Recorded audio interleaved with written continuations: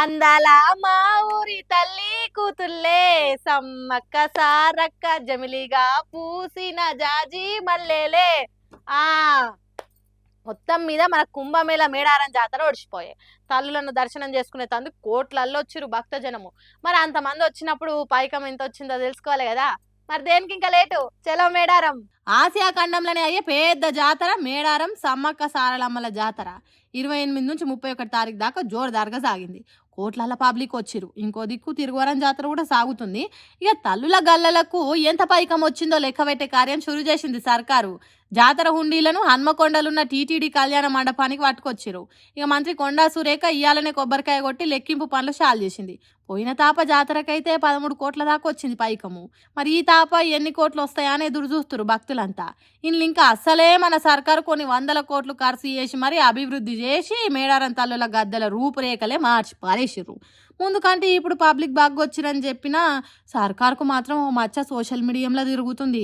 ఏమిటికంటే public ఇచ్చిన హామీలు పక్కన పెట్టి మరి మేడారం రూపురేఖలు మారవాలే, ఇది మన రాష్ట్ర ఇజ్జత్కు సవాలని చెప్పి కోట్లు ఖర్చు చేసి అంత మార్చిరు. కానీ చాలా మంది అయితే అసలు అన్ని కోట్లు ఎందుకు ఉత్తగా నీళ్ళపాలు చేసిరు, బూడిదల పోసిన పన్నీరు తప్ప.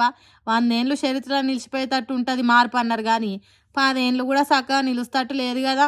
అంత క్వాలిటీతోనుంది మార్పు అనుకుంటా కోడై కూస్తుర్రు. మరి ఇంట్లో వాస్తవం ఎంత ఉందనేది పురాగా బయటికి రాలే. కానీ అన్ని కోట్లు ఖర్చు చేసినందుకు హుండీల పడ్డ పైకము దానికి తగ్గట్టు వస్తే సర్కారు చేసిన ఖర్చుకు ఒక లెక్క ఉంటుంది. లేకుంటే అంతా అస్సామే అన్నట్టు లాస్ తప్ప మనకేం మిగిలది.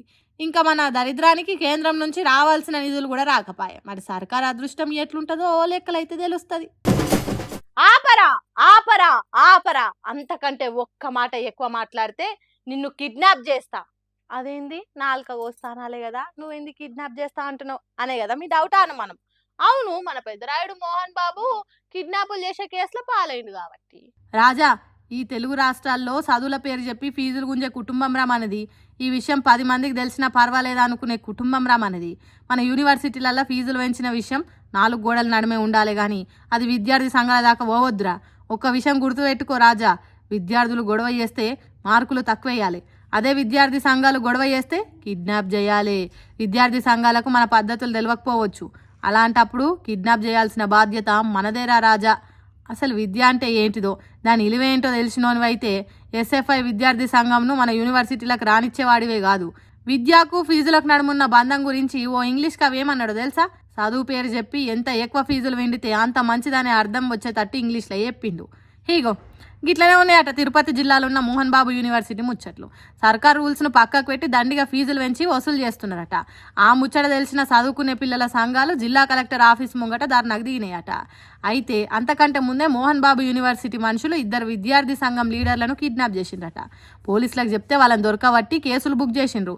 కిడ్నాప్ చేసినందుకు సతీష్ అనేటైన మీద A1, చేయించినందుకు మోహన్ బాబు మీద A2, A3గా మంచు విష్ణు మీద ఇంకో 20 మంది మీద కేసులు పెట్టిండ్రట తిరుపతి పోలీసులు.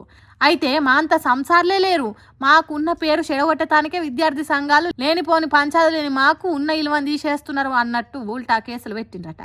ఎట్లున్నదో చూడుండ్రి మోహన్ బాబు యూనివర్సిటీ ముచ్చట. అరుస్తే చరుస్తే కరుస్తా, ఎక్కువ తక్కువ మాట్లాడితే నీ డొక్క జీల్చి డోలు ముడుస్తా అన్నట్టు చేసిండట. ఏమయ్యా మోహన్ బాబు, ఆ నిదానాలకెల్లా ఉత్తమమైనది విద్యాదానం అనే డైలాగులు సినిమాలల్లో కొట్టి నీ యూనివర్సిటీల విద్యార్థులను పీడించుక తింటావా? ఇదేనా నీ నీతి? ఇదేనా నీ ఖ్యాతి? ఏందో.